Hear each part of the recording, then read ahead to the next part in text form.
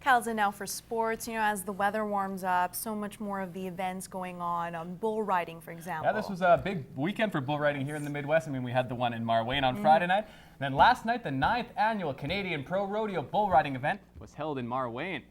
Claresholm, Alberta's Chad Bestblood put up some solid numbers on the night, including the short go-around on Bull Bombs Away. Now, the reigning Canadian champ earned an 88 for a 2-round total of 170.5.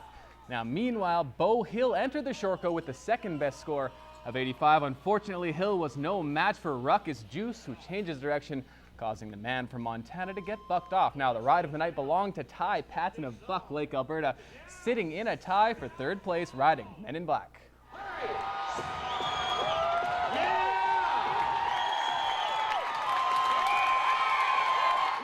Patton would score an 89 for a total of 174 and take the overall lead. So it was up to the final challenger, Tyler Pankowitz, who had the best long round score of 86, just needing to stay on trend on. But much like Marwayne on Friday, the bull turned out too much for any rider, giving Ty Patton the Lakeland College CPRA event title. It's a bull that I've had before, and by the stats of kind of the bulls in Canada, he's one of the tougher ones, especially for a right-hander, and he'd dealt with me pretty easily as he pleased before, so I kind of knew his track record and went at him a little harder, and he was just away from my hand, and I just kept trying to keep up in a sense, and it worked out, you know, but the buzzer couldn't come soon enough.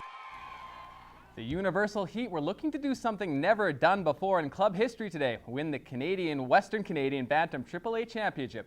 Now, to do so, Lloydminster would need to get by the top-ranked team in Western Canada, the North Shore Winter Club. NSWC, meanwhile, looking for redemption after losing to Edmonton SSAC in the final last year.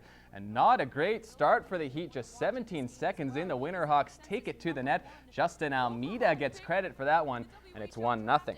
Now, a little later, more from NSWC. Angus Cruikshank gains the zone and drops it for Jordan Bellery. His shot goes off Dane Dow and in. That was 2-0 after 20 minutes. Lloydminster gets on the board midway through the second on the power play. Bryce Kindop goes out front for Logan Gainey. Just like that, it's 2-1. Now, just a minute and 18 seconds later, the Heat tie it. Kobe Moore takes the shot from the wing. The rebound goes right to Zane Franklin. That's his 9th of the tourney, and it is all tied up. But Bellery will restore the NSWC lead before the frame is out. He takes the puck from behind the net and gets the sneaky backhander by Dow. 3-2. So we'll fast forward to the final minute of the game, still 3-2. Heat net empty. Now, after a mad scramble, Ty Smith feeds Zane Franklin from his money spot, and he ties the game with just 12.9 seconds left on the clock. This game would need overtime, double overtime, in fact. Is going to smother the puck almost for the Heat. That almost could have been a delay of game penalty. Here's Smith again, he shoots, he scores!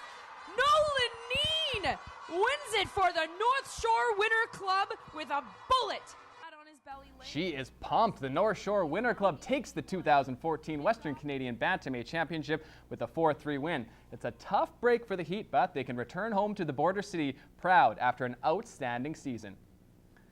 And staying with hockey, the Bandits held their year-end banquet last night to celebrate a successful season and hand out some hardware.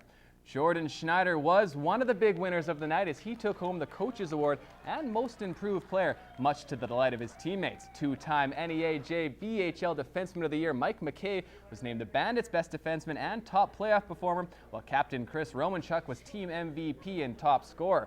The Junior B Club also said goodbye to the 3 departing 21-year-olds, McKay, Romanchuk, and goalie Easton Oborowski. It was the time of my life. You got back to enjoying hockey. It wasn't a job anymore. It wasn't anything like that, you know. You had to go see awesome group of guys twice a week, 3 times a week, whatever it was, right? And spend lots of time with them, make new friends, everything, and we bonded very well this year. So it's hard. Sad, first off. I just had so much fun over the past 4 years that I wish it wouldn't end, but it was a great group of guys to finish it out with, and I couldn't be happier. Every year you replace the leaders, and it gives other young guys opportunities to be the leading scorers and to be the leadership in the dressing rooms on the ice. And there's quality guys in this room, and they'll step up next year. 2013 was a season the Vandals would like to forget. After winning a national championship the year before, Lloydminster saw a big drop in numbers and lost all but 1 game. Well, the 2014 Alberta Football League season is still 2 months away, but the team is already in mid-season form. Bang!